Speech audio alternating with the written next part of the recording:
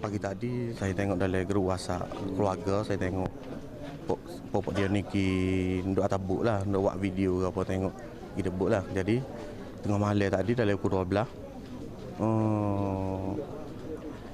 pak saudara telefon seorang lagi, dia kata bunyi kata buk demo ni terbalik. Bila ngesah telefon kau saya apa memang ngesah lah. Tu yang mari sini terus lalu. Saya tidur pukul 3 tu tak tahulah dia turun pukul berapa lah. Maknanya pagi. 3 pagi lah. Dia dah berkumpul kat rumah. Dia 3 pagi tu daripada Pasir Mas ke? Daripada Pasir Mas rumah kita. Dia berkumpul daripada situ. Dia minta duit 100, dia nak buat bayar kapal tu. Lepas tu saya tak sibui. Saya kata saya tak suka gila. Lepas tu dia kata dia nak pergi juga mak. Kata mak tak sibui duit. Lepas tu dia minta dengan abah dia. Abah dia pun builah duit.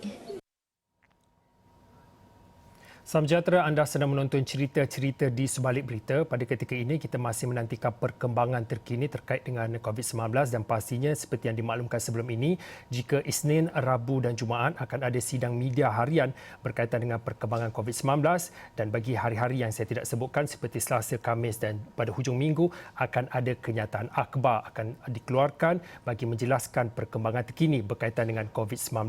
Dan pastinya selain daripada perkembangan COVID-19 di negara, kita memberi tumpuan pada apa yang berlaku pada ketika ini dan seperti yang anda saksikan sebentar tadi adalah sedikit rakaman temu bual waris-waris mangsa bagi tragedi bot terbalik di Bacok dan difahamkan ada perkembangan terkini. Kalau boleh kita terus berita langsung bersama dengan Wakil Esro Awani di Kelantan, Muhafendi Muhammad. Muhafendi, apa yang telah dimaklumkan, baru saja dimaklumkan sebelum lebih kurang 45 minit sebelum kita bersiaran ini, Muhafendi ada kongsikan ada perkembangan terkini iaitu ada penemuan mayat ataupun jenazah dikatakan dari kumpulan ataupun kelompok mangsa, 4 mangsa yang dilaporkan hilang sebelum ini. Mungkin ada butiran yang boleh dikongsikan oleh Muhafendi. Benar Fauzi, perkembangan terkini mengenai operasi mencari dan menyelamat 4 lagi yang masih hilang tu, ada berita terbarunya di mana salah seorang mangsa yang juga seorang penuntut madrasah, penuntut pondok di Dabung, Ahmad Syafiq Cik Alim, telah berjaya ditemui pada awal pagi tadi sekitar jam 7 pagi. Dan untuk makluman, apa yang dimaklumkan oleh pasukan penyelam dan juga pasukan penyelamat ini, mayat mangsa ditemui di salah satu bahagian kapal yang ataupun bot yang terlingkup itu, dan usaha ataupun operasi untuk membawa naik jenazah Ahmad Syafiq itu memakan masa lebih daripada sejam disebabkan faktor arus laut yang agak kuat serta keadaan ruang kapal ataupun bot itu yang agak sempit. Dan jenazah mangsa sudah berjaya tiba di jeti pendaratan ikan Kuala Kemasing ini, dan mayat mangsa ataupun jenazah mangsa sudah pun dibawa ke Hospital Raja Perempuan Zainab II untuk proses seterusnya.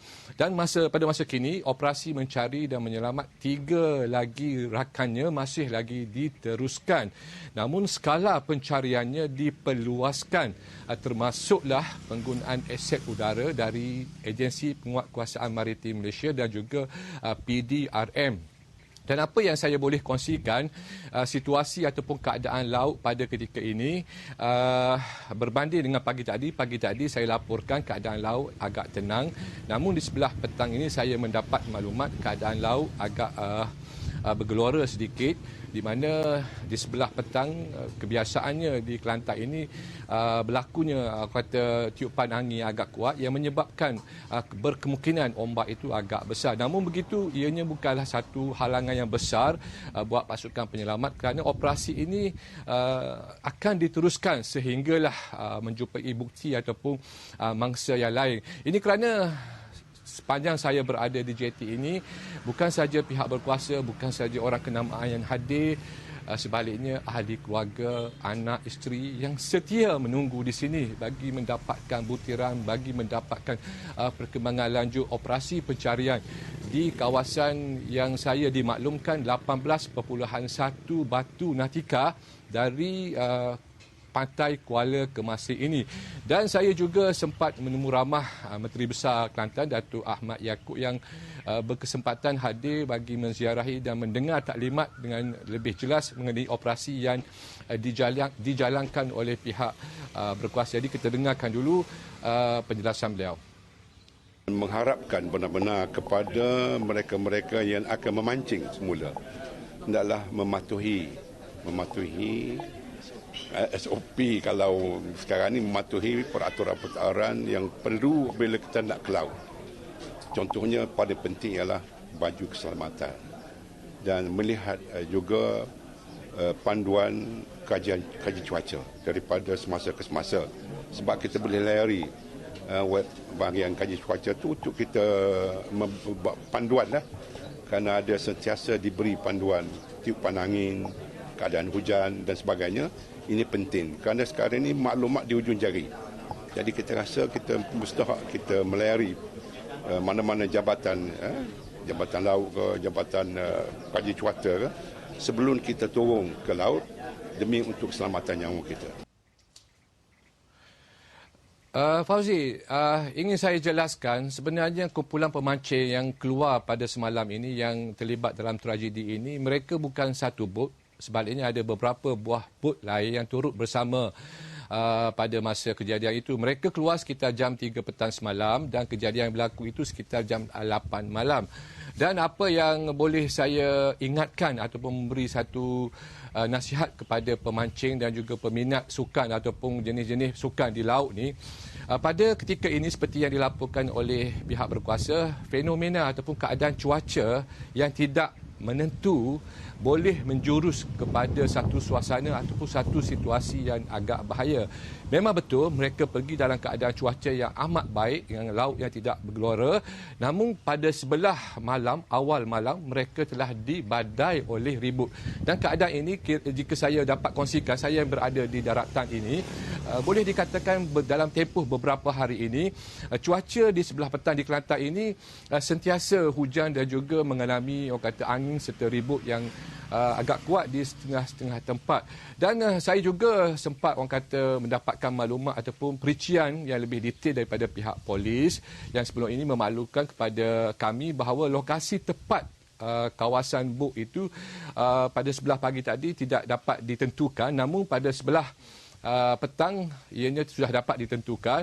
Namun orang kata mangsa yang berada orang kata di sekitar tu pada masa ini tidak dapat orang kata dikenal pasti ataupun ditentukan lokasinya. Jadi kita dengarkan dulu apa yang diperkatakan oleh Ketua Polis Kelantan Datuk Hasanuddin Hassan. Dia dalam kumpulan tu ada 4-5 buah lah bot. Jarak antara satu buah tak berapa jauh, dalam 100 meter gitulah. Jadi bot yang paling hampir sekali yang datang menyelamat tu. Kerana masa tu hujan lebat, ombak terlalu besar. Jadi tak nampak pemandangan tu amat terhad. Bila dah reda sikit baru bot menyelamat. Cuma dia mendengar suara minta tolong tu. Dah bila dah reda sikit tu barulah dia dapat pergi. Untuk menyelamat tu makilah 12 orang berjaya diselamatkan. Fauzi, sebelum kita bersoal jawab, saya juga ingin memaklumkan pada masa beberapa hari ini, termasuk semalam, minggu lalu, terlalu ramai orang kata pemancing dan juga mereka yang ingin mencadak sotong menempah dan menyewa bot untuk tujuan tersebut.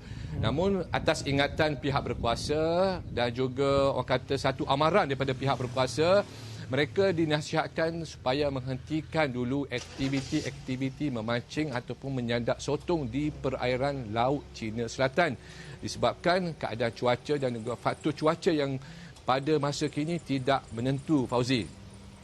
Muafendi tadi disebutkan tentang saranan dan juga nasihat dan juga Muafendi ada kongsikan berkaitan dengan sudah menjadi kelaziman bagi penduduk ataupun masyarakat di sana untuk melakukan aktiviti mencadak sotong dan juga memancing khususnya pada ketika musim ini. Dan kalau boleh saya nak tunjukkan sedikit peta berkaitan dengan Kemasin, JT Kemasin dan juga Pantai Kemasin Bacok ni. Kalau boleh rakan-rakan bilik PCR tunjukkan kepada semua penonton. Mungkin tidak ramai yang tahu ataupun mengenali tentang lokasi Pantai Kemasin, Kemasin di daerah Bacok ini, dan seperti yang dimaklumkan oleh Muafendi tadi, dimaklumkan lebih kurang 18 batu nautika kejadian bot terbalik, bukan tragedi bot karam ya, ini adalah tragedi bot terbalik akibat dibadai angin yang cukup ataupun ribut yang cukup kuat. Mungkin Muafendi boleh kongsikan berkaitan dengan adakah di Pantai Kemasin ini menjadi tumpuan bagi mereka yang sentiasa ingin melakukan aktiviti memancing sebelum ini, dan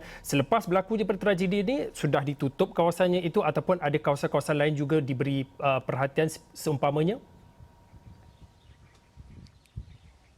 Sebenarnya kawasan JT ataupun kawasan yang paling berhampiran dengan Bandar Kota Baru ini merupakan ada beberapa kawasan, termasuklah di JT pendaratan di Kuala Kemasir, JT pendaratan ikan LKIM di Pekalan Petah juga berhampiran dengan kawasan ini, dan juga di Kuala Besar.